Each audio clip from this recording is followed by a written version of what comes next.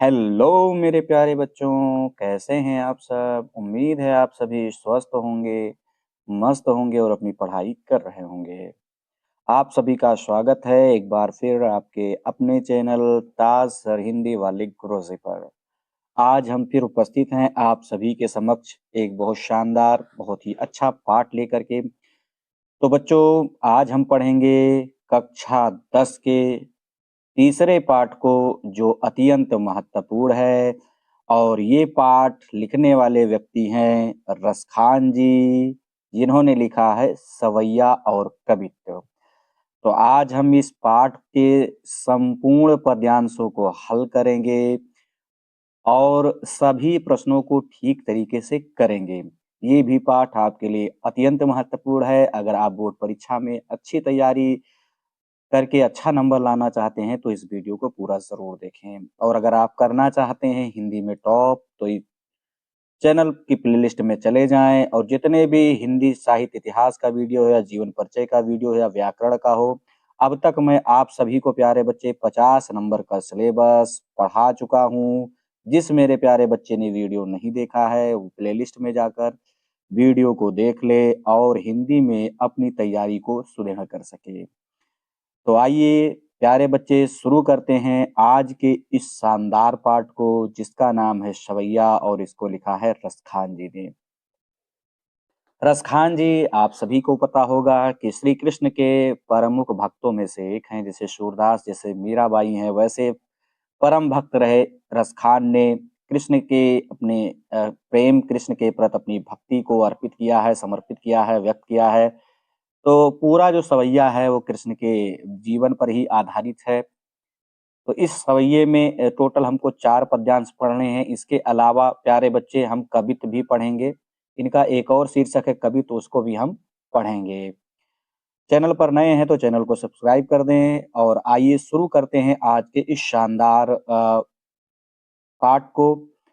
पहला पद्यांश आप सभी के आंखों के सामने है प्यारे बच्चे। आप देख सकते हैं, बड़े शानदार तरीके से हमने इसको लिख भी दिया है। यानी इसको 2 भागों में हमने विभक्त कर दिया है ताकि आपको आसानी से चीज़ें पता चलती रहे। ये आपका रेखांकित है और जिस पर रेखा नहीं लगी हुई है, वो रेखांकित नहीं, क्योंकि आपके जो पेपर में प्रश्न आता है पद्यांश से, उसमें सबसे पहले तो आपको संदर्भ लिखना होगा, दूसरे में रेखांकित अंश की व्याख्या करनी होगी और तीसरा जो आपका प्रश्न बनेगा उसी पद्यांश से आधारित 2 या 1 प्रश्न आपके आएँगे। तो इसीलिए मैंने थोड़ा-सा अच्छे तरीके से बनाने का प्रयास किया है और बड़ी मेहनत आपके लिए कर रहा हूँ मैं। और मेरा प्रयास यही है कि आपको बोर्ड परीक्षा में अच्छा अंक मिले, तो मुझे बड़ी संतुष्टि मिलेगी। बस आपसे निवेदन है कि वीडियो को शेयर ज़रूर किया करें, पूरा वीडियो देखें और दोस्तों में शेयर ज़रूर करें। इस चैनल को मिले हुए अब तक के आपके स्नेह के लिए आपको दिल से धन्यवाद। आप बहुत अच्छा पढ़ भी रहे हैं, बहुत अच्छा सपोर्ट भी कर रहे हैं। आप सभी प्यारे बच्चे ने जो फैमिली की तरह मुझे सपोर्ट किया है, इसके लिए आप सभी का मैं ताउम्र धन्यवाद देता रहूँगा। आप सभी की मंगल कामनाएँ जो मेरे साथ जुड़ी हुई हैं, उसके लिए आपको बहुत-बहुत धन्यवाद। तो आइए प्यारे बच्चे शुरू करते हैं।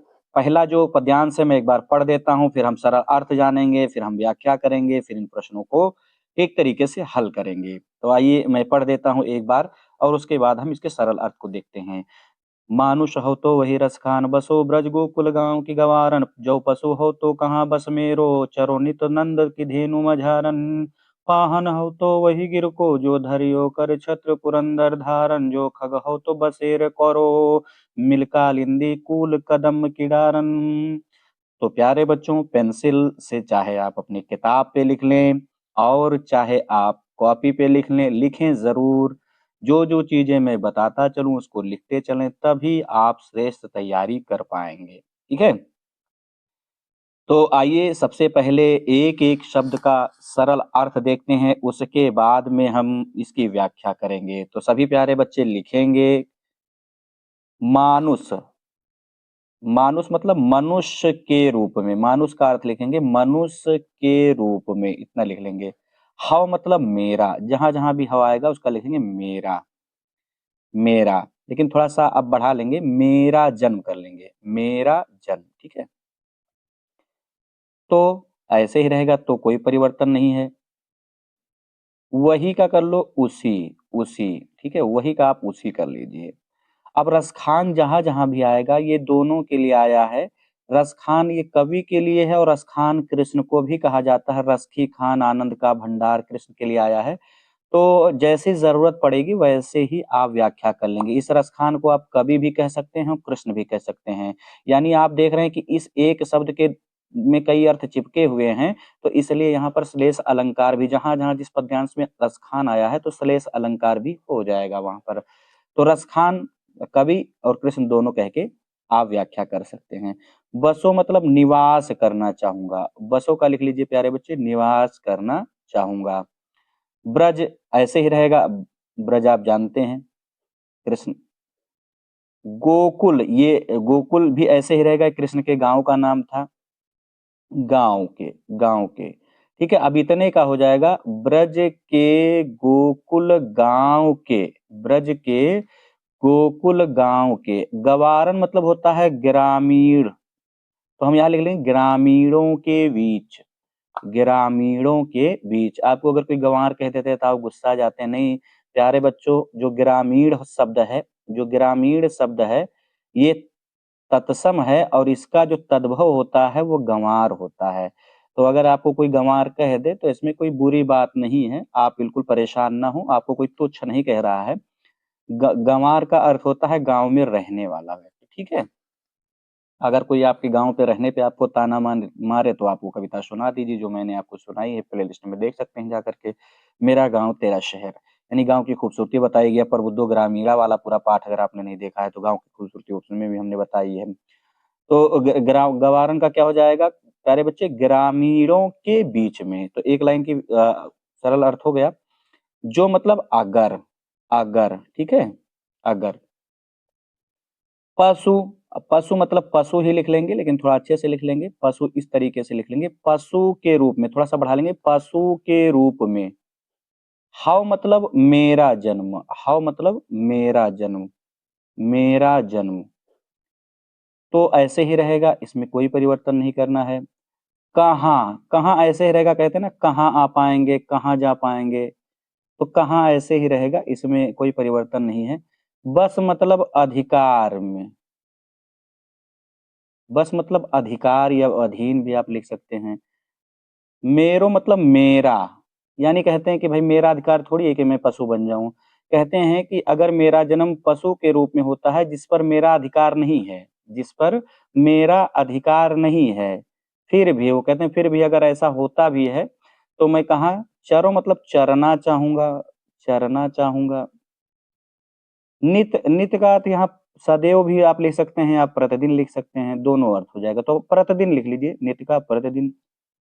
नंद, नंद बाबा की, नंद का लिख लीजिए नंद बाबा की।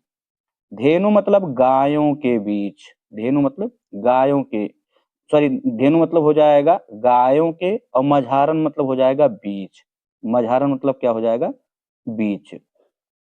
पाहन आप जानते हैं पत्थर, पाहन मतलब पत्थर।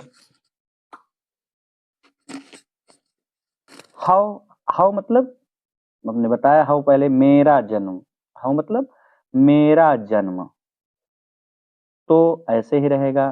तो वही मतलब उसी कर, वही को उसी कर लीजिएगा, वही को उसी कर लीजिएगा। गिरि मतलब पर्वत का, लेकिन थोड़ा-सा आप बढ़ा के लिख लेंगे गोवर्धन पर्वत का, गोवर्धन, गोवर्धन पर्वत का, ठीक है? गिर को गोवर्धन पर्वत का।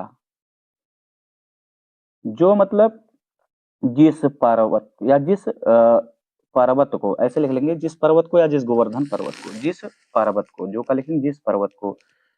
धार्यो मतलब उठा लिया था या धारण कर लिया था, दोनों में से कोई लिख सकते हैं। उठा लिया था या धारण कर लिया था। कर मतलब हाथों पर या हाथ की उंगलियों पर, कर मतलब हाथों पर लिख लेंगे या हाथ की उंगलियों पर। छात्र मतलब छत्र के समान या छाते के समान, छाता होता है ना बारिश में लेके जाते हैं, छत्र के समान या छाते के समान। पुरंदर, अब पुरंदर धारण का यहाँ पर अर्थ लिख लीजिएगा, इंद्र की घनघोर वर्षा से ब्रज को बचाने के लिए, इतना लिख लेंगे प्यारे बच्चे। पुरंदर मतलब इंद्र होता है, धारण मतलब वर्षा से, तो हम थोड़ा-सा बढ़ा के यहाँ लिख लेंगे ताकि व्याख्या हमारी पूरी हो जाए। इसका आप लिख लीजिएगा, इंद्र की घनघोर वर्षा से ब्रज को बचाने के लिए, इतना लिख लेंगे। अच्छा, इसकी थोड़ी कथा आप समझ लीजिए। अब जब इंद्र ने कृष्ण को चेतावनी दी थी कि मैं वर्षा बहुत ज़्यादा कर दूँगा और ब्रज जो है उसमें बह जाएगा, तो इनको आ गया था क्रोध, उन्होंने गोवर्धन पर्वत को अपने छाते पर हाथ पर, उँगली पर छाते के समान धारण करके ये ब्रज की रक्षा की थी, गोकुल गाँव को बचाया था, तो वही बात कही जा रही है इसमें, ठीक है? जो मतलब अगर, खग मतलब पक्षी के रूप में, खग मतलब पक्षी के रूप में, हव मतलब मेरा जन्म,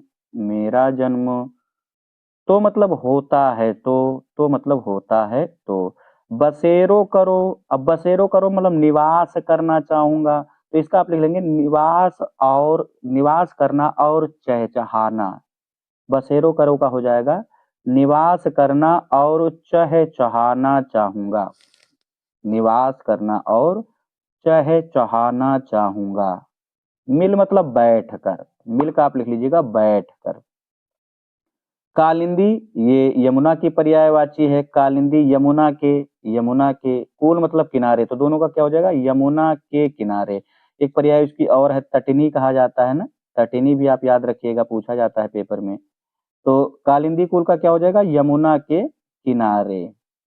कदम, कदम आप जानते हैं कदम का पेड़ होता है, कदम के ऐसे रहेगा, कीडारन, कीडारन, कीडारन मतलब की शाखाओं पर, कीडारन तो इतने का क्या हो जाएगा, कदम की शाखाओं पर, कदम की शाखाओं पर प्यारे बच्चे। तो हमने सभी शब्दों का सरल अर्थ आपको बता दिया है। अब थोड़ा सा इसकी कथा आप समझ लीजिए कि इस पद्यांश में क्या बात कही गई है। तो इसमें आप समझ लीजिए, ये कथा जो है, इसमें जो रसखान जी हैं वो पुनर्जन्म में विश्वास रखते हैं और कहते हैं कि अगर मेरा पुनर्जन्म होता है तो मैं जो है श्री कृष्ण के समीप रहना चाहूंगा, अपने आराध्य के पास रहना चाहूंगा। कहते हैं कि अगर मेरा जन्म मनुष्य के रूप में होता है तो मैं गोकुल के ग्रामीणों के बीच में निवास करना चाहूंगा, और अगर मेरा जन्म पशु के रूप में हो, जिस पर मेरा अपना कोई अधिकार नहीं है, लेकिन फिर भी अगर ईश्वर मुझे अगला जन्म देता है तो मैं जो है नंद बाबा के गायों के बीच में चरना चाहूंगा। और यदि पत्थर के रूप में मेरा जन्म होता है तो मैं उसी गोवर्धन पर्वत का पत्थर बनना चाहूंगा, जिसको इंद्र की घनघोर वर्षा से ब्रज को बचाने के लिए कृष्ण ने अपने हाथ पर उंगली के भात धारण कर लिया था। अगर पक्षी के रूप में होता है तो मैं यमुना के किनारे कदम की शाखाओं पर बैठकर निवास करना चाहूंगा, चहचहाना चाहूंगा। तो यही बात इसमें कही गई है प्यारे बच्चे, ठीक है? तो बात समझ में सभी को आ रही होगी। अब देखिए, इसका हम पहले संदर्भ लिख लेते हैं, उसके बाद मैं इसकी व्याख्या आपको बताऊंगा। तो संदर्भ आप समझ लीजिए, संदर्भ आप हेडिंग डालेंगे, आपके पेपर में अगर ये पद्यांश आ जाता है तो संदर्भ हेडिंग डालेंगे प्यारे बच्चे और लिखेंगे। लिख लीजिए, आप कॉपी और पेन निकाल करके लिख भी लीजिए, क्योंकि आपको ये चीजें लिखनी रहेंगी प्यारे बच्चे। तो जैसे मैं बता रहा हूँ वैसे लिख कर आइएगा और आपको नंबर पूरा मिलेगा। तो संदर्भ हेडिंग डालेंगे और लिख लेंगे, प्रस्तुत पद्यांश हमारी पाठ्य पुस्तक हिंदी के पदखंड के सवैये नामक पाठ से उद्धृत है, जिसके कवि रसखान जी हैं, जिसके कवि रसखान जी हैं। इतना आप लिख देंगे और आपका क्या होगा, जो संदर्भ है वो पूरा हो जाएगा। सवैये लिखिएगा, ठीक है? सवैये इस तरीके से लिखिएगा, सवैये, ठीक है? सवैये आप लिख दीजिएगा, ये पाठ का नाम है सवैये। तो इतना आप ध्यान रखिएगा, तो इतना लिख देंगे तो आपका संदर्भ पूरा हो जाएगा। अब आइए मैं इसकी व्याख्या कर देता हूँ और उसके बाद में नीचे दिए गए प्रश्नों को हम हल करेंगे। तो 2 बार मैं व्याख्या करूंगा, पहली बार की व्याख्या आप सब सुन लेंगे बड़े ध्यान से, क्योंकि मैं कुछ शब्दों को जोड़ूंगा। क्योंकि मैंने आपको बता रखा है कि अगर आपको सरल अर्थ मालूम हो गया, पहला तो आपको सरल अर्थ आना चाहिए, और दूसरी बात, सरल अर्थ के बाद में आपको प्यारे बच्चे वाक्य बनाना आना चाहिए। तो वाक्य बनाने के लिए हम कुछ शब्दों को जोड़ते हैं, तभी हम ये मान के चलते हैं कि हमारी जो व्याख्या है वो सरल हो सकती है। तो कुछ शब्दों को हम जोड़ लेते हैं, जिससे वो अगर हमारे अर्थ का अनर्थ नहीं होता है तो उसमें कोई परेशानी नहीं है। तो आइए, इसका सबसे पहले हम प्रसंग लिख लेते हैं। प्रसंग, इसमें क्या बात कही, प्रसंग भी आपके पेपर में लिखने के लिए आ जाता है, तो ये बहुत इंपॉर्टेंट। प्रसंग हेडिंग डाल लीजिए और लिखिए, थोड़ा सा लिखिए, प्रस्तुत पद्यांश में कवि रसखान जी ने पुनः ब्रज में जन्म लेकर कृष्ण के समीप रहने की या अपने आराध्य कृष्ण के समीप रहने की और अपनी इच्छा को व्यक्त किया है। फिर समझ लीजिए, प्रस्तुत पद्यांश में कवि रसखान जी ने पुनः ब्रज में जन्म लेकर अपने आराध्य श्री कृष्ण के समीप रहने की इच्छा को व्यक्त किया है। अब इतना आप लिख देंगे तो आपका प्रसंग पूरा हो जाएगा। अब जो हम व्याख्या करते हैं तो प्रसंग का कुछ भाग जोड़ देते हैं।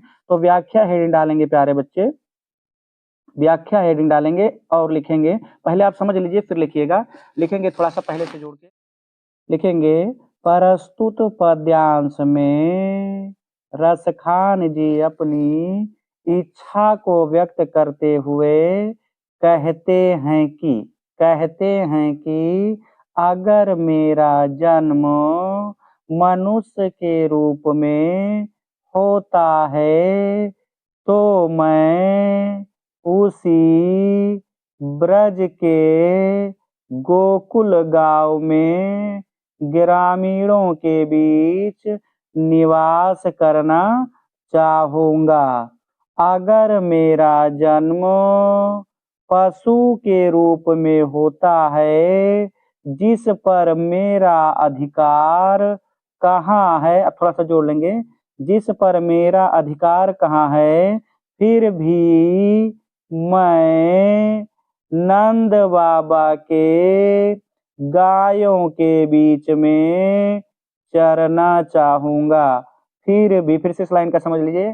कहते हैं कि अगर मेरा जन्म पशु के रूप में होता है जिस पर मेरा अधिकार कहाँ है, फिर भी मैं प्रतिदिन नंद बाबा के गायों के बीच में चरना चाहूँगा। आगे रसखान जी कहते हैं कि अगर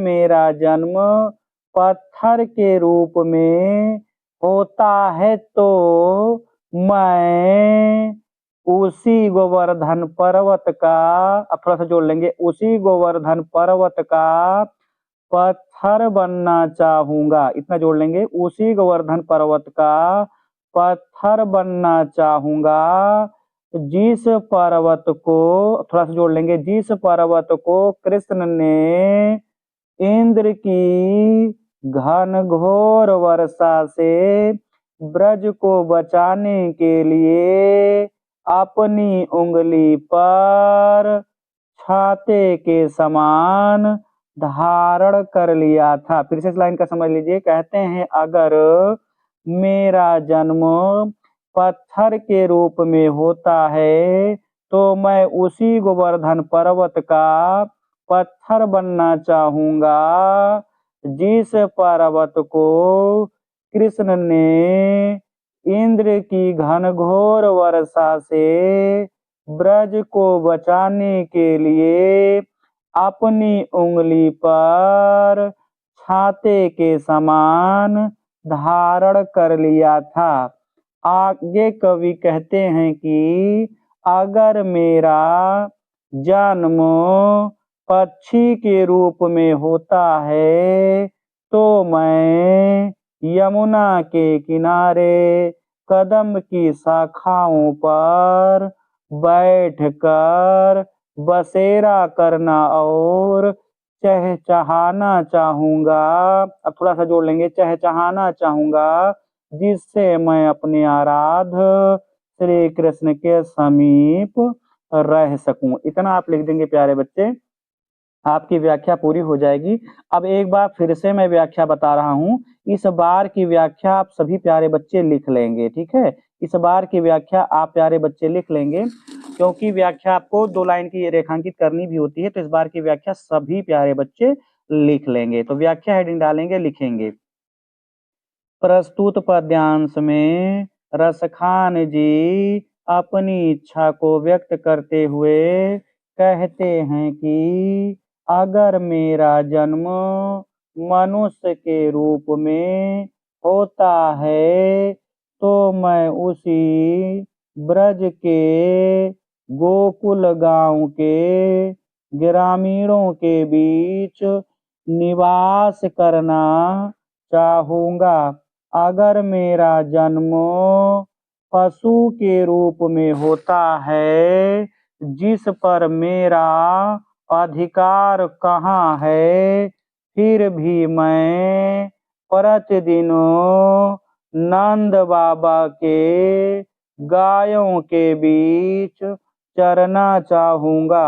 अगर मेरा जन्म पत्थर के रूप में होता है, तो मैं उसी गोवर्धन पर्वत का पत्थर बनना चाहूंगा, जिसको कृष्ण ने इंद्र की घनघोर वर्षा से ब्रज को बचाने के लिए अपनी उंगली पर छाते के समान धारण कर लिया था।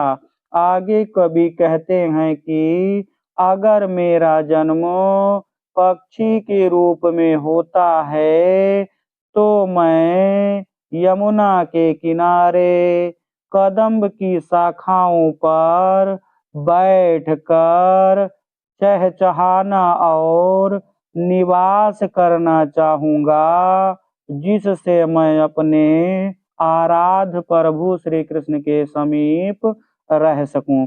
इतना लिख देंगे और आपकी व्याख्या पूरी हो जाएगी प्यारे बच्चे, ठीक है।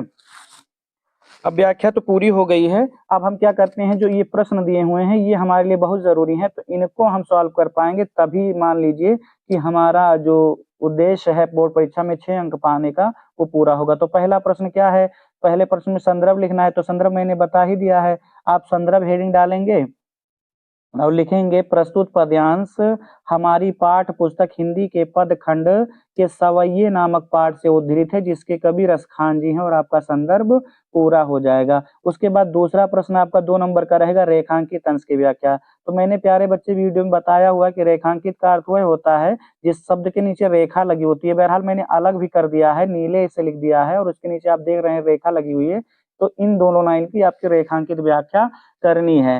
तो जहां से जहां तक की व्याख्या करनी होती है पहले हम 2 शब्द लिख देते हैं, 2-3 शब्द, यानी मानुष हो तो वही कर देंगे, डैश डैश करेंगे और उसके बाद लिख देंगे धेनु मझारन, धेनु मझारन लिख देंगे और उसके बाद नीचे व्याख्या हेडिंग डालेंगे और केवल इन 2 लाइन की व्याख्या आपको लिखनी है।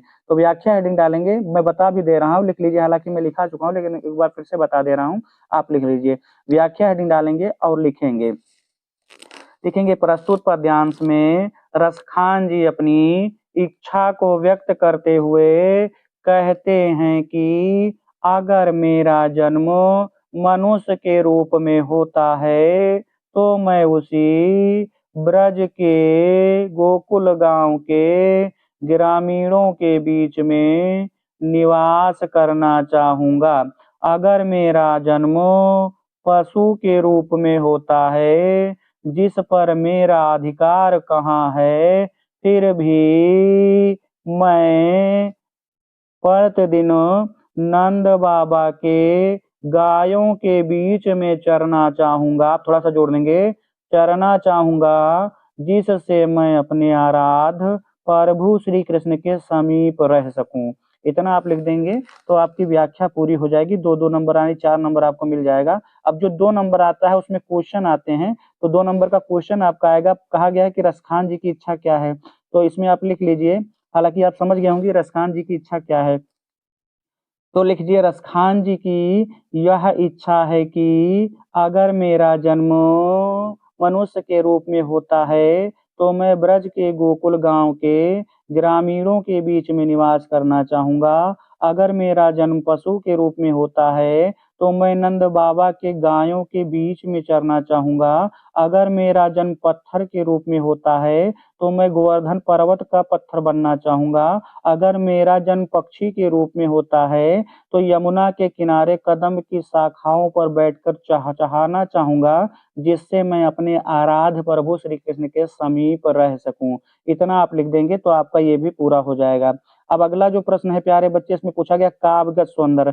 तो काव्यगत सौंदर्य का होता ये मतलब है प्यारे बच्चे, काव्यगत सौंदर्य का मतलब आप उसका रस लिखेंगे, उसमें कौन सा रस है, और उसके बाद उसमें अलंकार कौन-सा है वो आप लिख देंगे, अलंकार भी आपको लिखना होता है। फिर उसके बाद तीसरी बात जो आपको भाषा लिखनी होती है और उसके बाद उसका जो छंद होता है, इतनी बातें लिखनी होती हैं।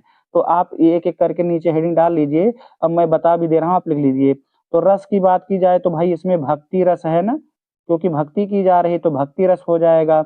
अब बात की जाए इसमें छंद की, तो ये जो है पाठ का नाम ही है, सवैया छंद है। इसमें कौन-सा छंद है? सवैया छंद है, ये आप याद रखिएगा। सवैया छंद प्यारे बच्चे एक वर्णिक छंद होता है और इसके जो प्रत्येक पंक्ति होती है उसमें 22 से 26 वर्ण होते हैं, ठीक है? ये आप याद रखिएगा, आप गिनेंगे बीच में तो 22 इस पूरे पंक्ति में 22 से 26 वर्ण आपको मिल जाएगा। तो कौन-सा छंद है? सवैया छंद है। अब बात करें अलंकार की, तो अलंकार जो है प्यारे बच्चे इसमें 2 अलंकार मुख्य रूप से दिखाई दे रहे हैं। एक तो सबसे पहला आपका जैसे अनुप्रास अलंकार देखिए, गोकुल में भी गाया, गाँव में भी गाया, तो यहाँ आपका अनुप्रास अलंकार है ना। अब ये देहनों में भी ना आया, मझारन में भी ना आया, तो यहाँ पे भी आपका अनुप्रास अलंकार दिखाई पड़ा। और सबसे ज़्यादा देखिए कालिंदी, कूल, कदम की, इसमें जो है इस पंक्ति में पूछा भी जाता है, तो कौन-सा अलंकार है? तो अनुप्रास अलंकार। तो मुख्य रूप से तो इसमें अनुप्रास अलंकार है, अनुप्रास अलंकार आप लिख देंगे। और एक अलंकार आप और लिख सकते हैं, जैसे मैंने बताया था कि रसखान जो है इसका 2 अर्थ है, तो इसमें आप श्लेष अलंकार, तो मुख्य रूप से इसमें अनुप्रास अलंकार है और दूसरे अलंकार की बात की जाए तो श्लेष अलंकार है। तो ये अलंकार है प्यारे बच्चे। तो बात आ गई होगी सभी को समझ में। आइए हम अगले पद्यांश की तरफ बढ़ते हैं। अगर आपको वीडियो अच्छी लग रही तो शेयर ज़रूर करेंगे प्यारे बच्चे। तो प्यारे बच्चे हम दूसरे पद्यांश पर पहुँच गए हैं और ये भी बहुत महत्वपूर्ण है, आपके पेपर में आ सकता है और आया भी हुआ है। आप देख सकते हैं 2023 में ये आया हुआ है। तो इसको भी आप मान के चलिए कि पेपर में आ सकता है, बहुत इम्पोर्टेंट है, महत्वपूर्ण है, स्टार कर लीजिएगा और इसको पूरा पढ़िएगा। आइए पहले हम इसका सबका सरल अर्थ देख लेते हैं, उसके बाद में मैं आपको प्रसंग, व्याख्या और प्रश्नों के उत्तर बताऊँगा। तो एक बार पढ़ भी देता हूँ तेजी के साथ। धूल भरे अति शोभित श्यामजू, तैसी बनी सिर सुंदर चोटी, खेलत खात फिरे अंगना, पग पैजनी बाजत पीर कछोटी। वह छवि को रस खान बिलोकत वारन वारत काम कला निधि कोटी, काग के भाग बड़े सजनी हरि हाथ, इसको ले गयो माखन रोटी। तो आइए एक एक शब्द का हम लोग देखते हैं। धूल भरे मतलब धूल को धारण किए हुए, धूल भरे मतलब धूल को धारण किए हुए। अति शोभित, अत्यधिक शोभायमान हो रहे हैं या अत्यधिक सुंदर लग रहे हैं। अत्यधिक शोभायमान हो रहे हैं या अत्यधिक सुंदर लग रहे हैं। श्याम जो ये कृष्ण के लिए आया है, कृष्ण के लिए आया है, ठीक है, कृष्ण, कृष्ण लिख लेंगे।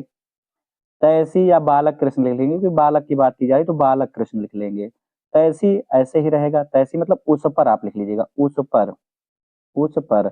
बनी, बनी हुई, बनी हुई। सिर मतलब उनके सिर पर, बाल बच्चे होते हैं ना, छोटी छोटी चोटियां बनाई जाती है, बनी हुई सिर पर मतलब उनके सिर पर। सुंदर चोटी ऐसे रहेगा, सुंदर चोटी ऐसे रहेगा। खेलत मतलब खेलते हुए। खात मतलब खाते, तो आप इसका लिख लेंगे खेलते और खाते हुए, खेलते और खाते हुए।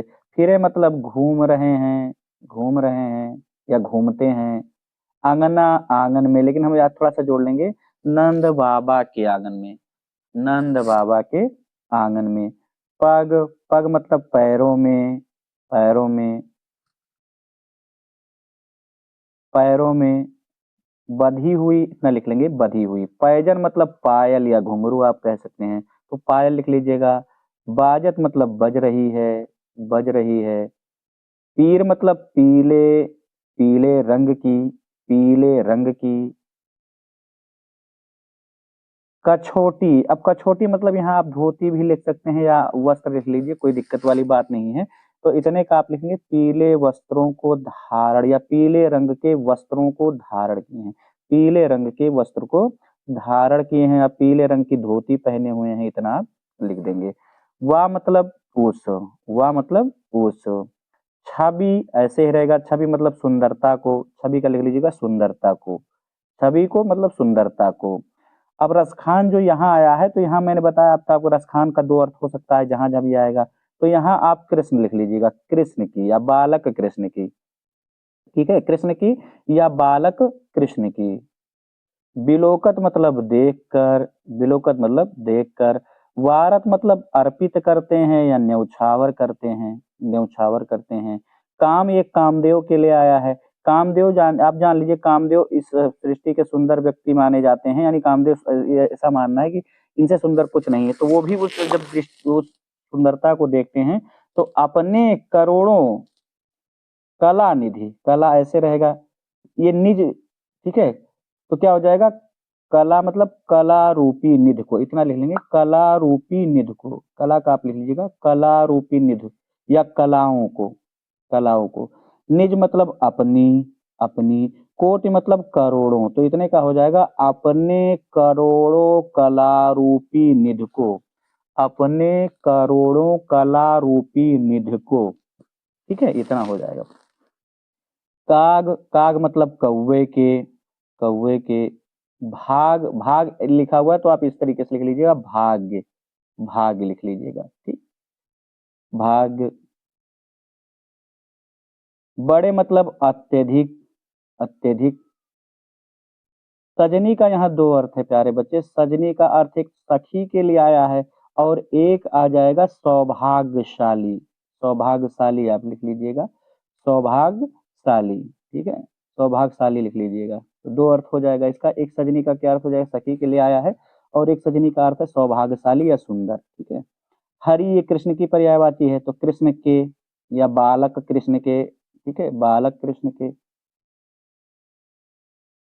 हाथ सो हाथ से, हाथ सो हाथ से, ले लेकर, लेकर, गयो मतलब चला गया, चला गया, माखन रोटी, मक्खन और रोटी, माखन रोटी, मक्खन और रोटी, माखन और, मक्खन और रोटी। तो सभी शब्दों का सरल अर्थ हमने देख लिया प्यारे बच्चे, प्यारे बच्चे हमने सभी सरल अर्थ देख लिया है। अब हम क्या करेंगे प्यारे बच्चे, इसकी एक कथा एक बार हम आपको बता देते हैं कि इसमें क्या बातें कही गई है, और उसके बाद हम प्रसंग लिखेंगे और फिर हम व्याख्या जानेंगे। तो इसमें इस पद्यांश में जो बालक कृष्ण हैं उनकी बाल्य अवस्था का बहुत सुंदर वर्णन किया गया है। यानी जब कृष्ण बालक हैं और वो, जैसे बालक आजकल के देखते हैं, छोटे बालक क्या करते हैं, उनको थोड़ा मौका मिल जाए तो वो धूल में जाकर खेलने लगते हैं, है ना? और माता तुरंत नहलाती, तुरंत जाके खेलने लगते हैं। तो जब बालक श्री कृष्ण छोटे थे, तो उनकी माता यशोदा जो हैं, उनको नहला-धुला करके बढ़िया से चोटी वगैरह बना करके उनको बहुत अच्छे से रखती थी। तो वही इसमें बात कही गई कि वो तुरंत जा कर के धूल में खेलने लगते हैं। तो श्री कृष्ण जो हैं वो काले रंग के हैं, और जब जाकर वो धूल में खेलते हैं, तो धूल से पूरे सन जाते हैं, धूल उनके पूरे शरीर पर लग जाती है। तो वही बात इसमें कही गई कि धूल से भरे होने के बाद भी कृष्ण बहुत सुंदर लग रहे हैं, और उनकी जो बनी हुई उनके सिर पर सुंदर चोटी है, वो भी अत्यंत शोभायमान हो रही है। और कृष्ण की सुंदरता का वर्णन करते हुए आगे सखी गोपी कहती है कि कृष्ण नंद बाबा के मड़ियों से बने हुए आंगन में खेलते खाते घूम रहे हैं, उनके पैरों में बधी हुई पायल बज रही है, वह पीले रंग की धोती को पहने हुए हैं, और उस छवि को देख करके कामदेव भी अपनी करोड़ों काम कला निधियों को उन पर न्यौछावर करते हैं। आगे अंत में वो गोपी कहती है कि उस कौवे के भाग बड़े सुंदर हैं, बड़े सौभाग्यशाली है वो कौवा, जो कृष्ण के हाथ से मक्खन और रोटी लेकर गया, अर्थात कृष्ण के हाथ की मक्खन रोटी जो उसे मिली, उसे जूठा खाने का अवसर प्राप्त हुआ, इसलिए वह कौवा भी बड़ा धन्य है। तो इसमें यही बातें बताई गई हैं। तो एक बार इसका पहले प्रसंग लिख लेते हैं प्यारे बच्चे, हेडिंग डालेंगे प्रसंग और लिख लेंगे। सभी प्यारे बच्चे प्रसंग लिख लेंगे, हेडिंग डालेंगे, लिखेंगे, प्रस्तुत पद्यांश में कबीर खान जी ने कृष्ण की बाल्य अवस्था का बहुत सुंदर वर्णन किया है, जिसमें एक गोपी अपने सखी से कृष्ण की सुंदरता का वर्णन करती है। तो इतना आप लिख देंगे तो आपका जो भी प्रसंग है वो पूरा हो जाएगा।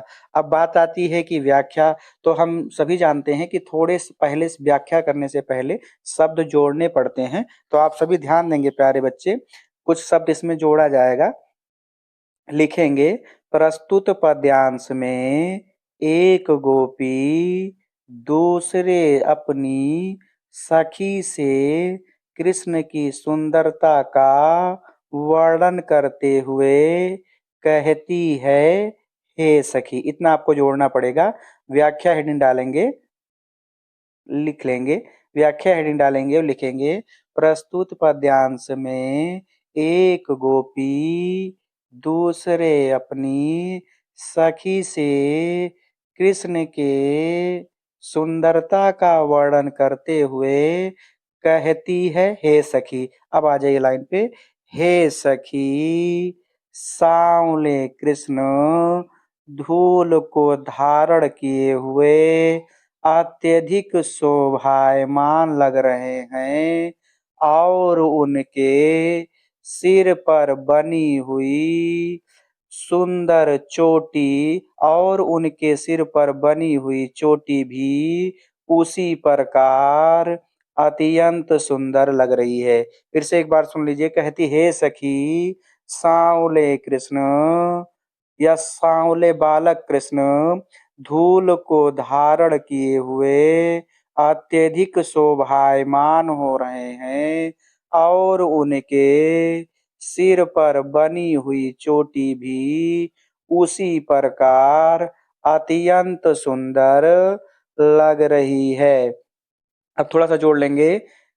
बालक श्री कृष्ण, इतना जोड़ लेंगे। बालक श्री कृष्ण नंद बाबा के आंगन में खेलते और खाते हुए घूम रहे हैं। उनके थोड़ा सा जोड़, उनके पैरों में बंधी हुई पायल बज रही है और वह पीले रंग की धोती को पहने हुए हैं। ठीक है। 2 लाइन का एक बार फिर से बता दे रहा हूँ, ध्यानपूर्वक आप सुनिएगा। प्रस्तुत पद्यांश में रसखान जी कहते हैं कि एक गोपी अपनी सखी से कृष्ण की सुंदरता का वर्णन करते हुए कहती है हे सखी सांवले बालक कृष्ण धूल को धारण किए हुए अत्यधिक शोभायमान लग रहे हैं या अत्यधिक शोभायमान हो रहे हैं और उनके सिर के ऊपर बनी हुई चोटी भी उसी प्रकार अत्यंत सुंदर लग रही है। बालक श्री कृष्ण नंद बाबा के आंगन में खेलते और खाते हुए घूम रहे हैं। उनके पैरों में बंधी हुई पायल बज रही है और वह पीले रंग की धोती को पहने हुए हैं या पीले रंग के वस्त्र को पहने हुए हैं। आगे रसखान जी कहते हैं कि गोपी अपने सखी से कहती है कि कृष्ण की उस सुंदरता को देखकर कामदेव भी अपनी करोड़ों कला निधियों को न्यौछावर करते हैं। कृष्ण की उस सुंदरता को देखकर कामदेव भी अपनी करोड़ों कला निधियों को न्यौछावर करते हैं। आगे गोपी कहती है हे सखी उस कौवे के भाग बड़े सुंदर हैं। अब थोड़ा सा जोड़ लेंगे। बड़े सुंदर हैं अर्थात वह कौवा बहुत सौभाग्यशाली है जो कृष्ण के हाथ से मक्खन और रोटी छीन कर ले गया।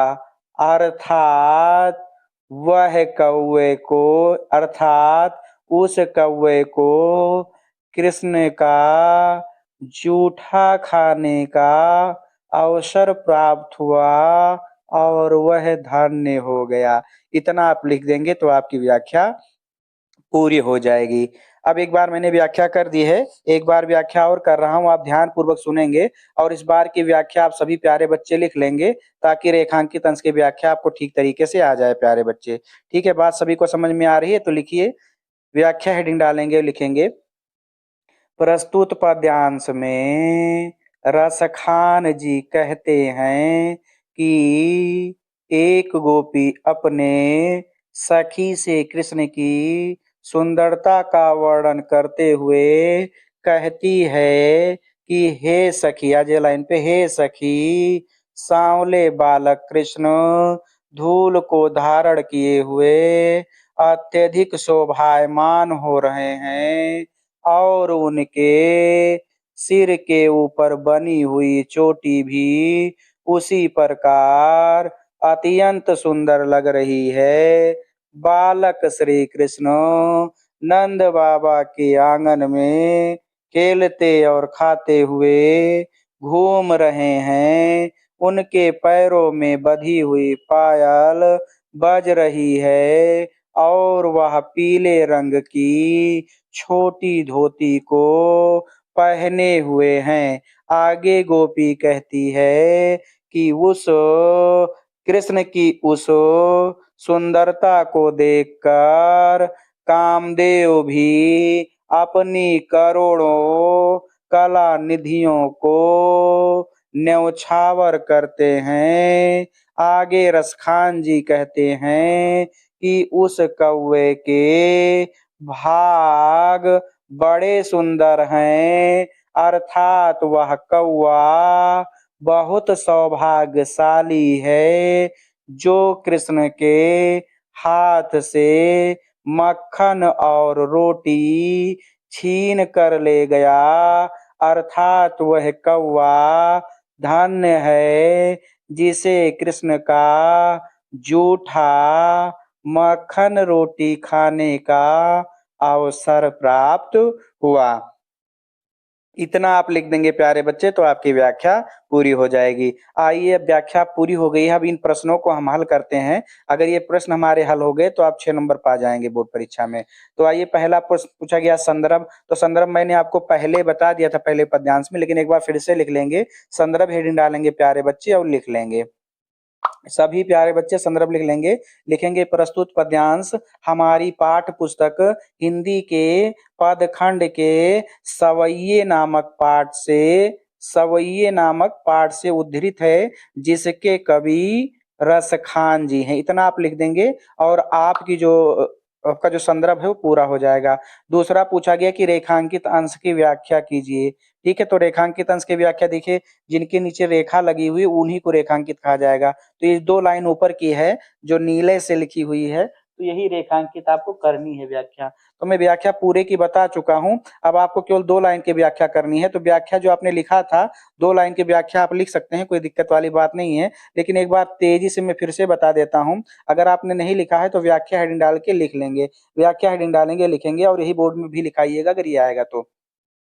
व्याख्या हेडिंग डालेंगे, लिखेंगे प्रस्तुत पर अंश में रसखान जी कहते हैं कि एक गोपी अपनी सखी से कृष्ण की सुंदरता का वर्णन करते हुए कहती है कि हे सखी सांवले कृष्ण धूल को धारण किए हुए अत्यधिक शोभायमान हो रहे हैं और उनके सिर पर बनी हुई चोटी भी उसी प्रकार अत्यंत सुंदर लग रही है और बालक श्री कृष्ण नंद बाबा के आंगन में खेलते और खाते हुए घूम रहे हैं। उनके पैरों में बंधी हुई पायल बज रही है और वह पीले रंग की छोटी सी धोती को पहने हुए हैं। तो इतना आप लिख देंगे प्यारे बच्चे, तो आपकी रेखांकित अंश की व्याख्या पूरी हो जाएगी। आगे पूछा गया है कि प्रस्तुत पद्यांश में किसे भाग्यशाली बताया गया है, तो बताइए किसे भाग्यशाली बताया गया। तो आप लिख देंगे उत्तर, प्रस्तुत पद्यांश में कौवे को भाग्यशाली बताया गया है। कौवे को भाग्यशाली बताया गया है जो कृष्ण के हाथ से मक्खन और रोटी छीन करके ले गया था। ठीक है, इतना आप लिख देंगे और आपका उत्तर पूरा हो जाएगा। आगे दूसरा प्रश्न पूछा गया है कि श्री कृष्ण के सौंदर्य का वर्णन कीजिए। तो इसमें सौंदर्य मैंने आपको बता दिया है, बहरहाल फिर से एक बार बता दे रहा हूँ, ध्यानपूर्वक सुन लीजिएगा। तो लिखिए, प्रस्तुत पद्यांश में कवि ने श्री कृष्ण की सुंदरता का वर्णन किया है, जिसमें वह कहते हैं कि बालक सांवले बालक श्री कृष्ण धूल को धारण किए हुए अत्यधिक शोभायमान हो रहे हैं और उनके सिर पर बनी हुई चोटी भी उसी प्रकार अत्यंत सुंदर लग रही है। वह नंद बाबा के आंगन में खेलते और खाते हुए घूम रहे हैं। उनके पैरों में बंधी हुई पायल बज रही है और वह पीले रंग की धोती को पहने हुए हैं। इतना आप लिख देंगे तो ये भी आपका उत्तर पूरा हो जाएगा। इस प्रकार ये भी पद्यांश आपका समाप्त हो गया। मुझे उम्मीद है कि ठीक तरीके से आपको समझ में आ रहा होगा। फिर भी कहीं कोई दिक्कत है तो आप कमेंट बॉक्स में हमें बताएंगे। हम आपके प्रत्येक कमेंट पे दृष्टि बनाए रखते हैं। कमेंट जरूर किया करें। अगर अच्छा पढ़ा रहे हैं तब भी कमेंट करें। अगर कोई दिक्कत या कमी है तो जरूर आप सजेशन सुझाव दे सकते हैं, क्योंकि आप सभी मेरे प्यारे बच्चे हैं और आप सभी अगर कोई सजेशन देखें तो मैं बुरा नहीं मानूंगा। मैं उस तरह का टीचर नहीं हूं कि अगर आप कोई सुझाव दे रहे हैं तो मैं बुरा मान जाऊंगा। तो इसलिए कमेंट में जरूर बताया करें कि आप संतुष्ट हैं, असंतुष्ट हैं, पढ़ाई आपको समझ में आ रही कि नहीं आ रही है, तो मुझे अच्छा लगेगा। ठीक है, आइए अगले पद्यांश की तरफ चलते हैं। अगर ये पद्यांश आपको ठीक तरीके से समझ में आया, पूरा वीडियो अब तक समझ में आ रहा है, तो इस वीडियो को शेयर जरूर करते रहें। आइए आगे बढ़ते हैं अगले प्यारे पद्यांश की बच्चे, हम तरफ। तीसरे पद्यांश पर पहुंच गए हैं। तीसरा पद्यांश भी अत्यंत महत्वपूर्ण है। आप इसको विस्तार कर लीजिएगा, ये आपके पेपर में आ सकता है। तो आइए सबसे पहले इसको पढ़ते हैं, उसके बाद इसके सभी सरल अर्थों को जानेंगे। आज गई होती भौर ही हौ रस खान रही, वही नंद के भव नैवा को जुग, लाख करोड़ जशमत को सुख जात कहे नहीं, तेल लगाए लगाए के अंजन भव है बनाए बनाए, डिटव नहीं डार हमेल नहारत हार निहारत वारत ज्यों चुचकारत चहुने। तो ने पढ़ दिया। आप सभी सरल अर्थ लिख लेंगे, आप कॉपी में लिख सकते हैं। आज मतलब आज, आजू को आप आज लिख लेंगे। गई होती का मतलब गई थी, गई होती का मतलब गई थी। भौर ही, तो भौर ही मतलब आप सुबह ही लिख सकते हैं या प्रातः काल ही, सुबह ही या प्रातः काल ही। हाउ देखिए कई बार आया है, हाउ का अर्थ होता है मैं, यानी ये गोपी के लिए आया है तो मैं हो जाएगा। रसखान, रसखान को आप यहाँ दोनों के लिए प्रयोग कर सकते हैं, कवि के लिए भी और कृष्ण के लिए। तो आप कृष्ण के लिख लीजिएगा, कृष्ण के। रई, रई मतलब होता है प्रेम में डूब कर, रई मतलब प्रेम में डूब कर। वही मतलब उसी, वही मतलब उसी। नंद, नंद बाबा के, नंद नंद बाबा के। भावने मतलब घर को, भावने मतलब हो जाएगा प्यारे बच्चे घर को। ठीक है, भावने मतलब क्या हो जाएगा, घर को। बात आ रही समझ में, घर को। वाको मतलब उसका पुत्र, इसका वाको का अर्थ हो जाएगा उसका पुत्र, अर्थात यशोदा का पुत्र कृष्ण। तो इतना क्या लिख लीजिएगा, यशोदा का पुत्र कृष्ण, यशोदा का पुत्र कृष्ण, इतने का लिख लीजिएगा। जियो मतलब जीवित रहे, जियो मतलब जीवित रहे। युग मतलब युग होता है, युग जो लंबा समय होता है युग कहते हैं, युग।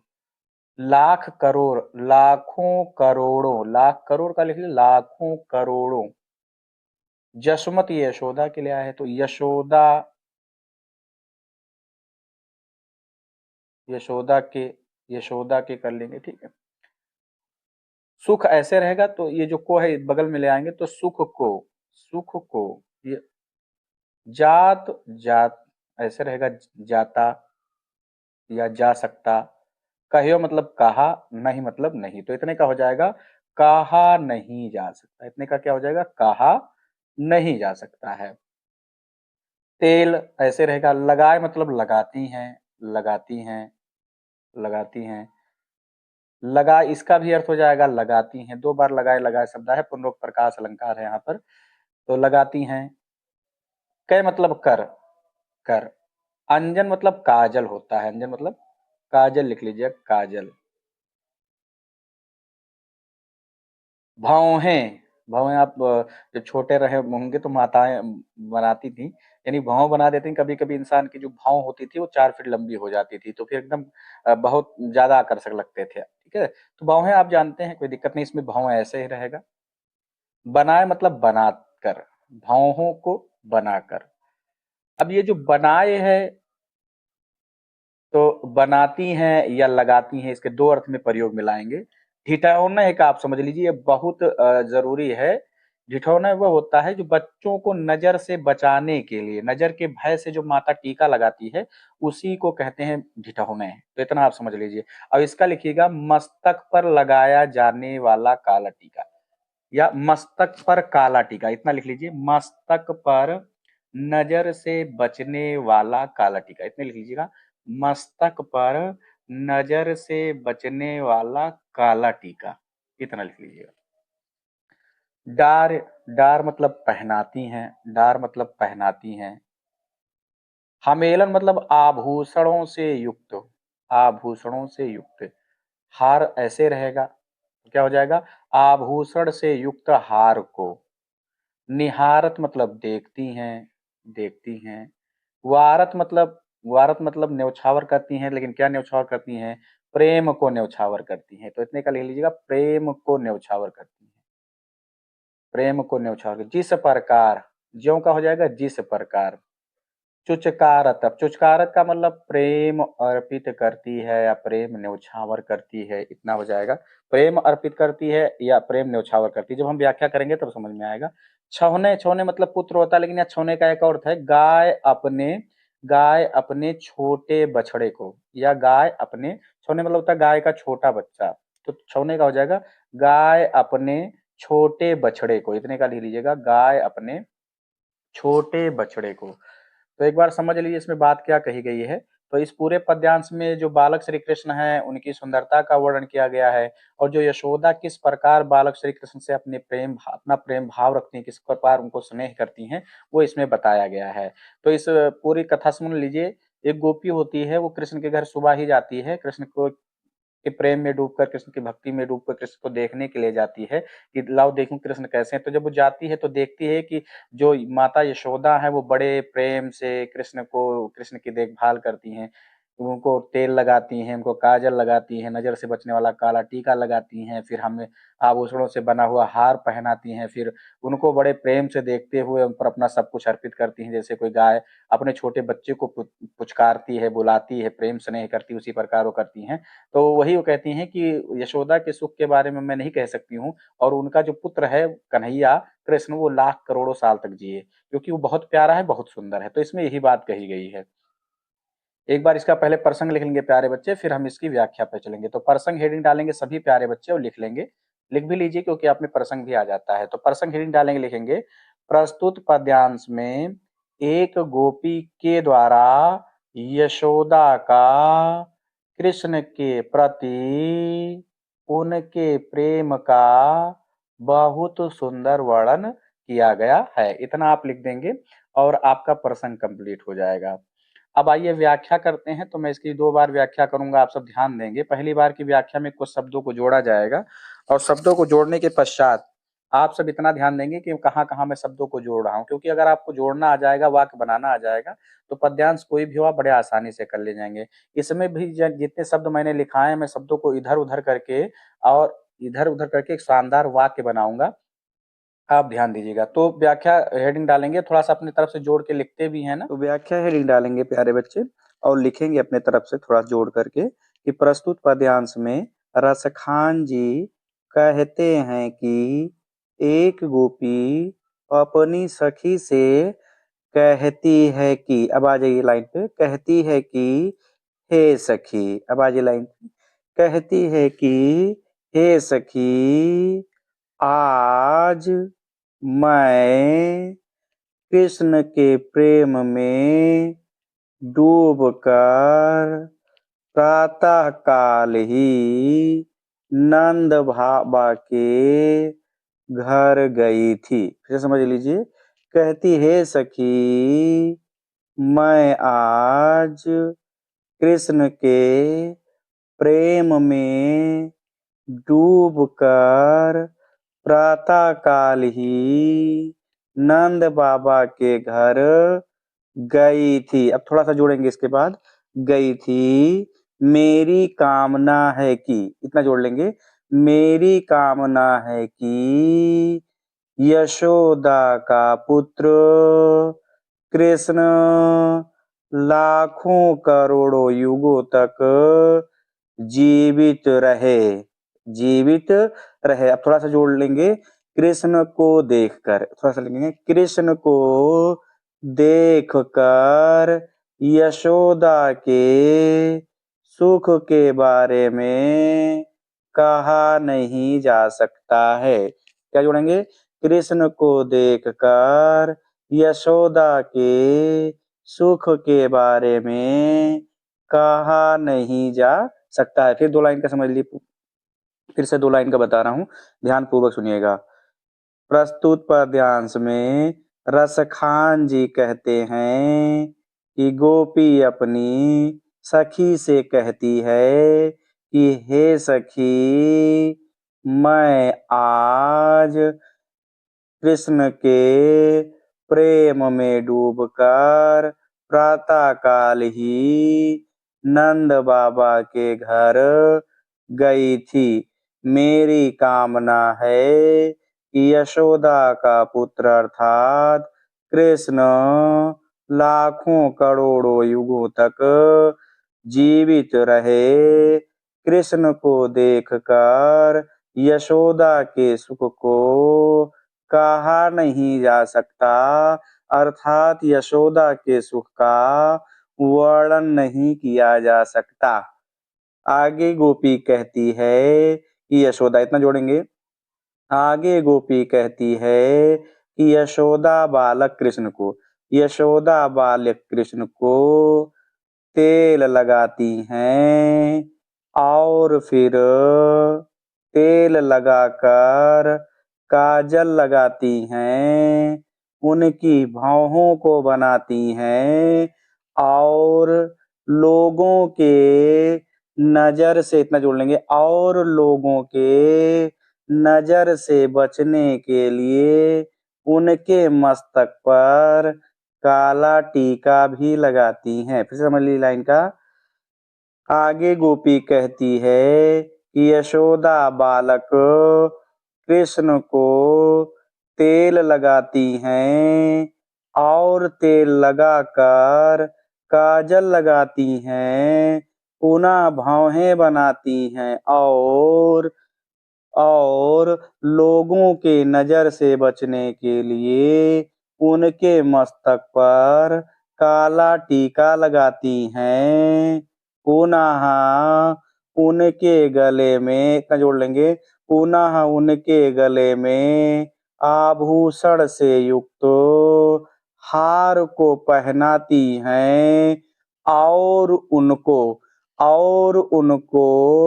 उसी प्रकार देखती और प्रेम करती हैं और उनको उसी प्रकार देखती और प्रेम न्यौछावर करती हैं जिस प्रकार गाय अपने छोटे बच्चे पर प्रेम न्यौछावर करती है।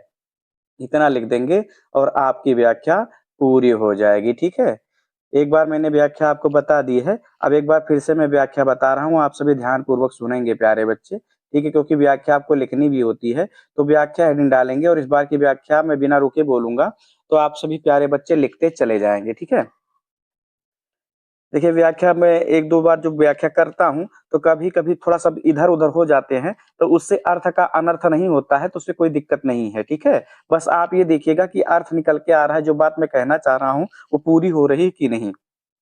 ठीक है, तो व्याख्या हेडिंग डालेंगे और लिखेंगे, प्रस्तुत पद्यांश में रसखान जी कहते हैं कि एक गोपी अपनी सखी से कहती है कि हे सखी, मैं आज कृष्ण के प्रेम में डूबकर प्रातःकाल ही नंद बाबा के घर गई थी। मेरी कामना है कि यशोदा का पुत्र अर्थात कृष्ण लाखों करोड़ों युगों तक जीवित रहे। कृष्ण को देखकर यशोदा के सुख के बारे में कहा नहीं जा सकता, अर्थात यशोदा के सुख का वर्णन नहीं किया जा सकता। यशोदा बालक श्री कृष्ण को तेल लगाती हैं और तेल लगाकर काजल लगाती हैं, पुनः उनकी भौहें बनाती हैं और फिर लोगों के नजर से बचाने के लिए उनके मस्तक पर काला टीका लगाती हैं, पुनः उनके गले में आभूषण से युक्त हार को पहनाती हैं और बालक श्री कृष्ण को उसी प्रकार देखती और प्रेम को न्यौछावर करती हैं, जिस प्रकार गाय अपने छोटे बच्चे पर अपने प्रेम को न्यौछावर करती है। इतना आप लिख देंगे और आपकी व्याख्या पूरी हो जाएगी। अब आइए प्रश्न करते हैं। इसमें संदर्भ पूछा गया है रेखांकित अंश की व्याख्या। तो पहला संदर्भ मैंने आपको पहले के 2 पद्यांश में भी बता दिया है संदर्भ, लेकिन इसमें भी आप लिख लीजिए, कोई दिक्कत वाली बात नहीं। संदर्भ हेडिंग डालेंगे और लिखेंगे प्यारे बच्चे, लिखेंगे प्रस्तुत पद्यांश हमारी पाठ पुस्तक हिंदी के पदखंड के सवैये नामक पाठ से उद्धृत है, जिसके कवि रसखान जी हैं। इतना लिख देंगे और आपका संदर्भ पूरा हो जाएगा। एक बार ध्यान रखना प्यारे बच्चे, पाठ का नाम और कवि का नाम ये आप ब्लैक पेन से जरूर लिखेंगे, ताकि एग्जामिनर की नजर वहीं पहुंच जाए और आपको ठीक तरीके से नंबर मिल जाए। अब दूसरा पूछा गया रेखांकित अंश की व्याख्या। तो रेखांकित वह होता है प्यारे बच्चे जिनके नीचे रेखा लगी होती है। तो आप देख रहे हैं कि जो ये 2 लाइन है, इन 2 लाइन पर रेखा लगी हुई, ऊपर की 2 लाइन, ये 2 लाइन है तो इन पर रेखा लगी हुई है, तो इनकी व्याख्या आपको करनी है, इन्हीं की ये 2 लाइनों की खाली लिखनी है। तो मैंने अभी सारे की व्याख्या आपको बता दी है, खाली 2 लाइन की व्याख्या आपको लिखनी है, तो आप आराम से लिख सकते हैं, कोई दिक्कत नहीं है। अब व्याख्या हेडिंग डालेंगे, अगर आपने नहीं लिखा है तो लिख भी लेंगे, कोई दिक्कत वाली बात नहीं है। तो व्याख्या हेडिंग डालेंगे और लिखेंगे, लिखेंगे प्रस्तुत पद्यांश में रसखान जी कहते हैं कि एक गोपी अपनी सखी से कहती है कि हे सखी, मैं आज कृष्ण के प्रेम में डूबकर प्रातः काल ही नंद बाबा के घर गई थी। मेरी कामना है कि यशोदा का पुत्र अर्थात कृष्ण लाखों करोड़ों युगों तक जीवित रहे। कृष्ण को देखकर यशोदा के सुख के बारे में कहा नहीं जा सकता, अर्थात यशोदा के सुख का वर्णन नहीं किया जा सकता। और आपकी व्याख्या पूरी हो जाएगी तो आपको 2 नंबर मिल जाएगा प्यारे बच्चे। अगला प्रश्न इसमें पूछा गया है कि पद्यांश में प्रयुक्त ढिठौने शब्द का अर्थ बताइए। जो ढिठौने है इसका शब्द क्या है, ये इसका अर्थ क्या है? तो इसको आप लिख लेंगे बच्चों के मस्तक पर लगाया जाने वाला काला टीका।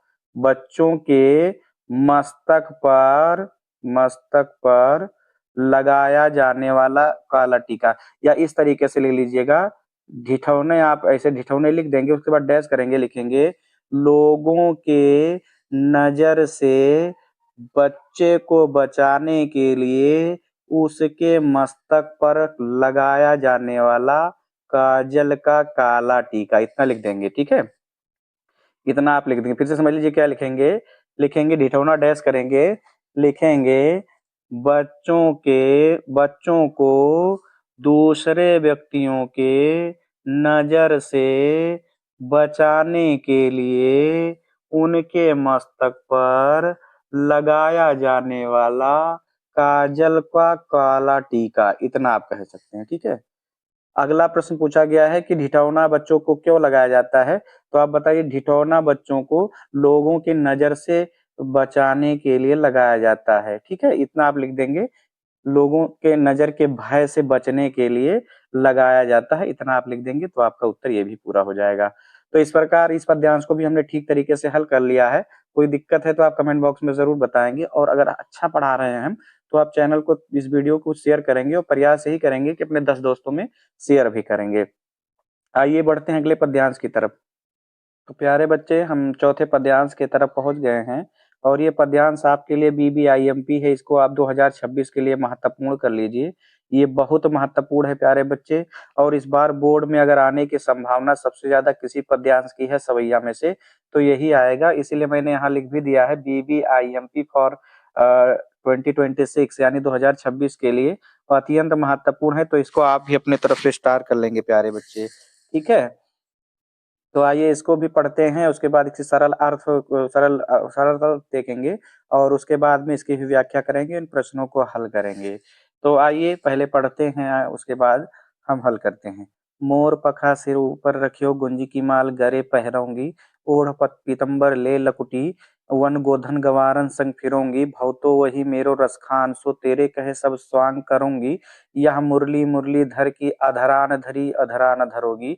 अब देखिए मैंने सभी शब्दों को पढ़ दिया है, अब एक एक शब्द का आप सरल अर्थ रखेंगे, ठीक है। सरल अर्थ तो आइए लिखिए, पहले का लिखिए मोर पखा का लिखिए मोर रूपी पंख को, मोर पखा का लिखिए मोर रूपी पंख को, सिर ऊपर अपने सिर, सिर का लिखिए अपने सिर, ऊपर के ऊपर, ऊपर का लिखिए के ऊपर, रखी हो मतलब रखूंगी, रखी हो मतलब रखूंगी, गुंज, गुंज एक प्रकार की गुंज की माला होती तो उसी की बात कही गई है, तो चाहे आप गुंज की माला लिख लें चाहे गुंजा की माला लिख लें, कोई दिक्कत वाली बात नहीं है।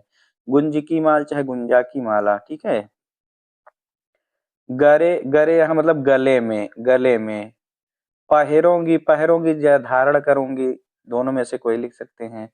ओढ़, ओढ़ मतलब पहन कर, ओढ़ मतलब पहन कर। पीतंबर मतलब पीले वस्त्रों को, पीतंबर मतलब पीले वस्त्रों को।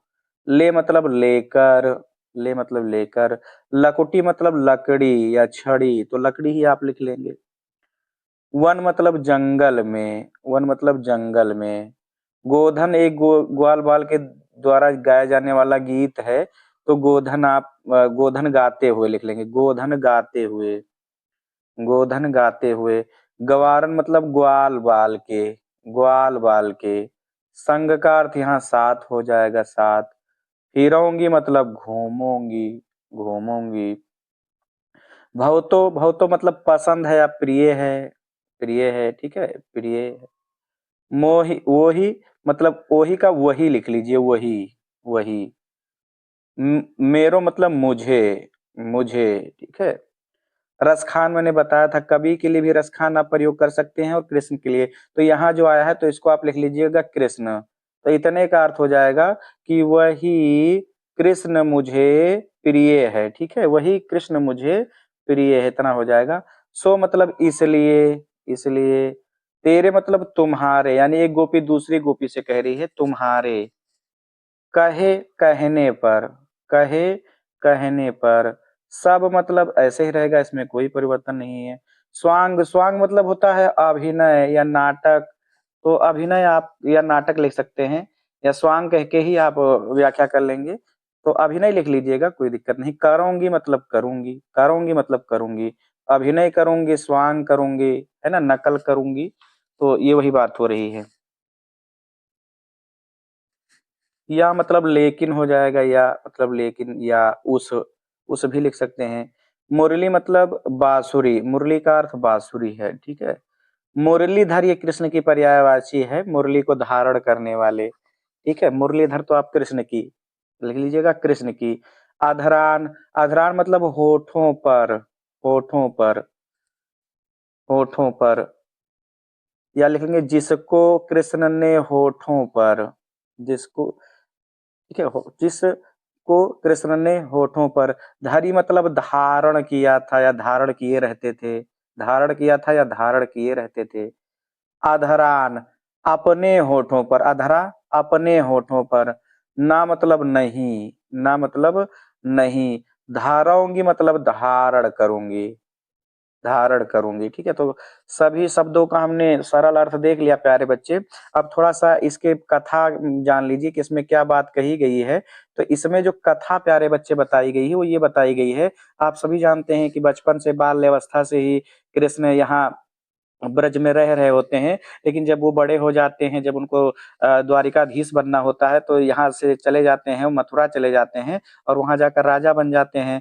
तो यहाँ जो उनसे प्रेम करने वाले लोग हैं, चाहे गोपियां हों, चाहे नंद बाबा, यशोदा, जो भी कोई हैं, जो भी उनसे प्रेम करने वाले, खासकर गोपियां उनसे अत्यधिक प्रेम करती थी, उनको अपना पति समान मानती थी। तो जब कृष्ण चले जाते हैं, कृष्ण नहीं रहते हैं, तो फिर गोपियां उनके विरह वेदना में व्याकुल होती हैं, तो अब सब आपस में प्लान बनाती हैं उपाय बनाती हैं कि एक काम करते हैं, लाओ तुम में से कोई कृष्ण बनो, और फिर वो कृष्ण के होने पर जो आनंद आता था वही आनंद हम फिर से उसको उत्पन्न करते हैं, वो खुशी हमें होगी। तो सब उपाय बनाती हैं, सब प्लान बनाती हैं। तो उसमें से एक गोपी कहती है ठीक है, मैं बन जा रही हूँ, कृष्ण बन जा रही हूँ, तेरे कहने पर मतलब जो मेरे कृष्ण है वो मुझे बहुत अच्छे लगते हैं, इसलिए मैं तुम्हारे कहने पर सारा काम करूंगी। तो कहती क्या क्या करूंगी, कहती कि जैसे श्री कृष्ण अपने सिर पर मोर रूपी पंख को धारण करके रखते थे, वैसे मैं भी धारण कर लूंगी। जिस प्रकार कृष्ण जो है गुंज की माला पहनते थे, वैसे मैं भी पहन लूंगी। और उनके तरह ही पीतम्बर को पहन करके लकड़ी लेकर जंगल में गोधन गाते हुए ग्वाल बाल के संग घूमूंगी। वही मेरे प्रिय हैं, इसलिए तेरे कहने से कृष्ण का मैं सारा स्वांग करूंगी। लेकिन कहती एक काम नहीं करूंगी, कहती है कि जिस बांसुरी को कृष्ण अपने होठों पर रखते थे, मैं उस बांसुरी को अपने होठों पर नहीं रखूंगी, क्योंकि वो बांसुरी जो है वो हमारी सौतन है। यानी गोपियां बांसुरी को सौतन माना करती थी। सूरदास जी ने जो पद लिखा उसमें मैंने आपको बताया, जिसमें गोपियां कृष्ण की बांसुरी को चुरा लेने की योजना बनाती हैं। क्यों? क्योंकि उसे अपना सौतन मानती हैं। तो यहाँ भी वही बात कही गई है प्यारे बच्चे। जो गोपी है वो कह रही है कि मैं होठों पर नहीं रखूंगी किसी भी स्थिति में। तो इसमें यही बात कही गई है। तो कथा समझ में आई सभी को? अब आइए इसका पहले प्रसंग लिख लेते हैं हम सभी, और उसके बाद में जो है इसकी मैं व्याख्या करूंगा। तो प्रसंग आप हेडिंग डालेंगे और लिख लेंगे प्यारे बच्चे। लिखेंगे प्रस्तुत पद्यांश में कृष्ण के वियोग में व्याकुल गोपियों की मनोदशा का बहुत सुंदर वर्णन किया गया है, जिसमें व्याकुल गोपियां कृष्ण की वेशभूषा को धारण करके अपने हृदय को संतुष्ट कर। तो प्रसंग आपका हो गया प्यारे बच्चे। अब हम जो है इसकी व्याख्या करते हैं। व्याख्या एक दो बार मैं समझाऊंगा, तो पहली बार की व्याख्या आप समझ लीजिए, क्योंकि मैं कुछ शब्दों को जोड़ूंगा भी। तो आप ध्यान दीजिएगा कि मैं शब्द कहाँ कहाँ जोड़ रहा हूँ, हालांकि मैंने सभी सरल अर्थ बता दिए हैं। तो कुछ जो प्रसंग होता है उसके कुछ शब्द हम व्याख्या में जोड़ते हैं। तो व्याख्या हेडिंग डालेंगे और लिखेंगे प्रस्तुत पद्यांश में रसखान जी ने कृष्ण के वियोग में व्याकुल गोपियों के द्वारा कृष्ण की वेशभूषा को धारण करने का बहुत सुंदर वर्णन किया है, जिसमें एक गोपी दूसरे गोपी से कहती है कि, इतना आपको लिखना पड़ेगा, ठीक है? या अगर इतना बड़ा नहीं लिखना चाहते तो आप इस तरीके से लिखेंगे।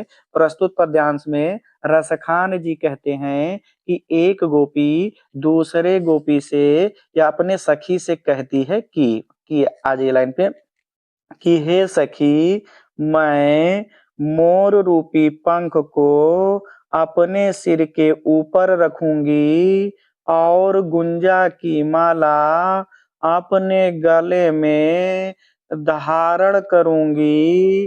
पीले वस्त्रों को पहनकर लकड़ी को लेकर जंगल में गोधन को गाते हुए ग्वाल बाल के साथ घूमूंगी।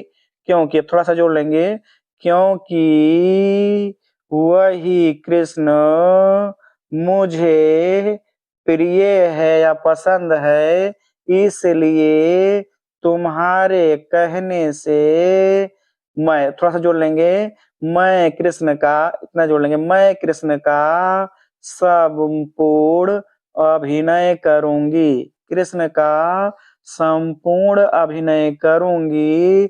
लेकिन अब थोड़ा सा जोड़ लेंगे, लेकिन हे सखी, कृष्ण ने जिस बांसुरी को अपने होठों पर धारण किया है, मैं उस, थोड़ा सा जोड़ लेंगे, मैं उस बांसुरी को अपने होठों पर धारण नहीं करूंगी, क्योंकि वह बांसुरी मेरी सौतन है। इतना आप लिख देंगे तो आपकी व्याख्या पूरी हो जाएगी, क्योंकि वह बांसुरी मेरी सौतन है। तो एक बार मैंने व्याख्या आपको बता दी, और दूसरी बार की व्याख्या आप लिख लीजिएगा। और इस बार मैं बिना रुके बोलूंगा, तो व्याख्या डाल लीजिए और लिखेंगे प्रस्तुत पद्यांश में रसखान जी कहते हैं कि एक गोपी अपने सखी से कहती है कि हे सखी, मैं मोर रूपी पंख को अपने सिर के ऊपर रखूंगी, गुंजा की माला अपने गले में धारण करूंगी और पीले वस्त्रों को पहनकर लकड़ी लेकर जंगल में गोधन गाते हुए ग्वाल बाल के साथ घूमूंगी। वही कृष्ण, थोड़ा सा जोड़ लेंगे, क्योंकि वही कृष्ण मेरा प्रिय है, इसलिए तुम्हारे कहने से कृष्ण का संपूर्ण अभिनय करूंगी। लेकिन हे सखी, कृष्ण ने जिस बांसुरी को अपने होठों पर धारण किया, मैं उस बांसुरी को अपने होठों पर धारण नहीं करूंगी, क्योंकि वह बांसुरी मेरी सौतन है, मेरी सौतन है, इसलिए मैं उसे स्पर्श नहीं करूंगी। इतना आप लिख देंगे तो आपकी व्याख्या कंप्लीट हो जाएगी। आइए नीचे के जो प्रश्न दिए हैं प्यारे बच्चे, यही जरूरी हैं आपके लिए। अगर इनको आप कर लेंगे तो निश्चित रूप से कोई दिक्कत होने वाली नहीं है। तो पहला आपको संदर्भ लिखना है 2 नंबर का। तो संदर्भ में 3 पद्यांश में पिछले बता भी चुका हूं और आप लिख सकते हैं, कोई दिक्कत वाली बात नहीं है। संदर्भ हेडिंग डालेंगे प्यारे बच्चे और लिखेंगे प्रस्तुत पद्यांश हमारी पाठ्य पुस्तक हिंदी के सवैये नामक पाठ से उद्धृत है, जिसके कवि रसखान जी हैं, और आपका संदर्भ पूरा हो जाएगा। उसके बाद रही व्याख्या रेखांकित, तो मैं बता चुका हूँ रेखांकित का मतलब जिनके नीचे रेखा लगी हो उन्हीं की बात की जा रही है। तो रेखा लगी हुई है उसी की व्याख्या करना है, तो व्याख्या हेडिंग डालेंगे। हालांकि मैं पूरी बता चुका हूँ लेकिन 2 लाइन के एक बार फिर से बता देता हूँ। व्याख्या हेडिंग डालेंगे और लिखेंगे प्यारे बच्चे, ठीक है।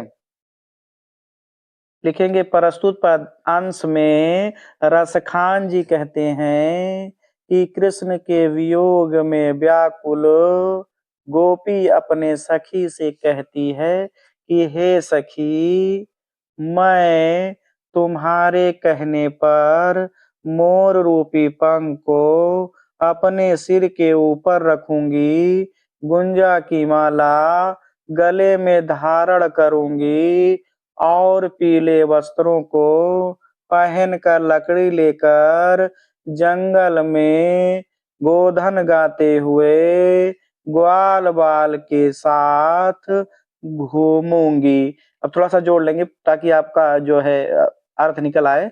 घूमूंगी क्योंकि वही कृष्ण मेरा प्रिय है, इसलिए तेरे कहने से कृष्ण का संपूर्ण अभिनय करूंगी। इतना लिख देंगे और आपकी व्याख्या कंप्लीट हो जाएगी। तो दूसरा भी प्रश्न आपका हो गया।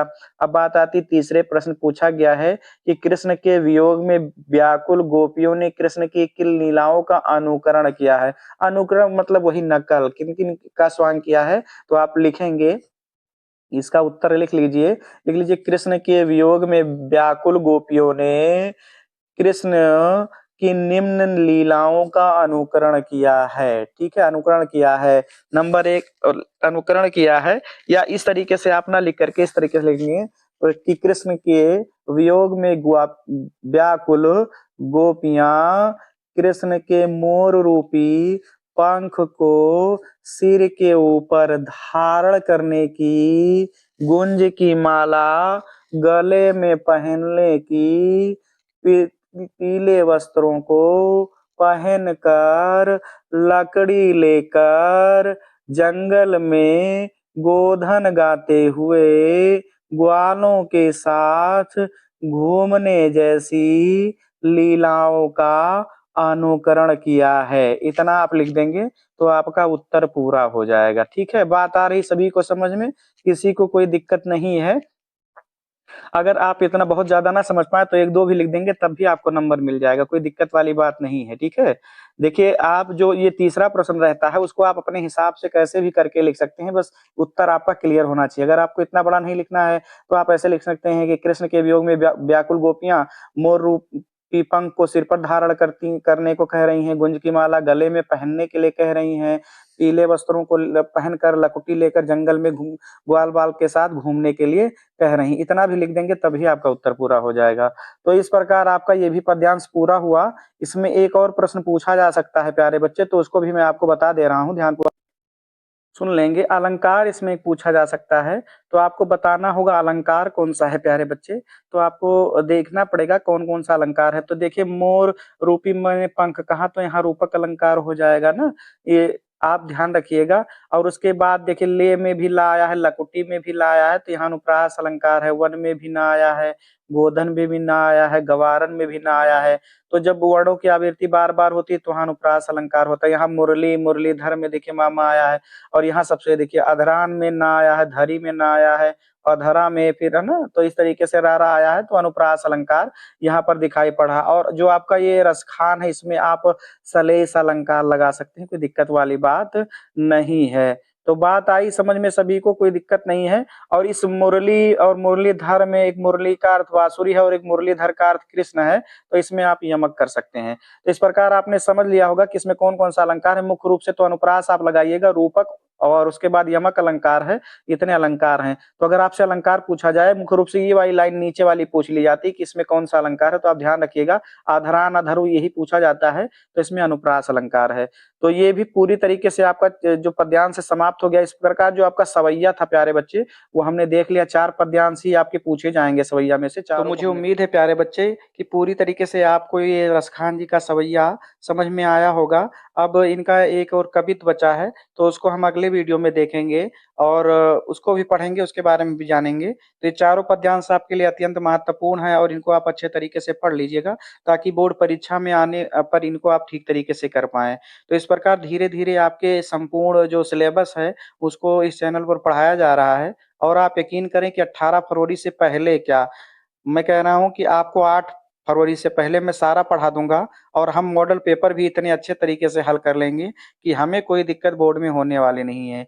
बस आप जितने भी वीडियो डाले जाएँ उनको देखते रहिए, चैनल को फ़ॉलो करते रहिए, और कहीं भी कोई दिक्कत हो तो आप कमेंट बॉक्स में बताएँ। बस आपसे निवेदन है कि चैनल को ज़्यादा से ज़्यादा शेयर करें, दोस्तों में बताएँ, ताकि मैं भी आपकी अच्छी मदद कर सकूँ, और आप भी इस चैनल को जो सहयोग दे रहे हैं उसके लिए आपको दिल से धन्यवाद। तो मिलते हैं अगले वीडियो के साथ, तब तक खुश रहिए, मस्त रहिए और पढ़ते रहिए ताज सर हिंदी वाले गुरुजी चैनल पर।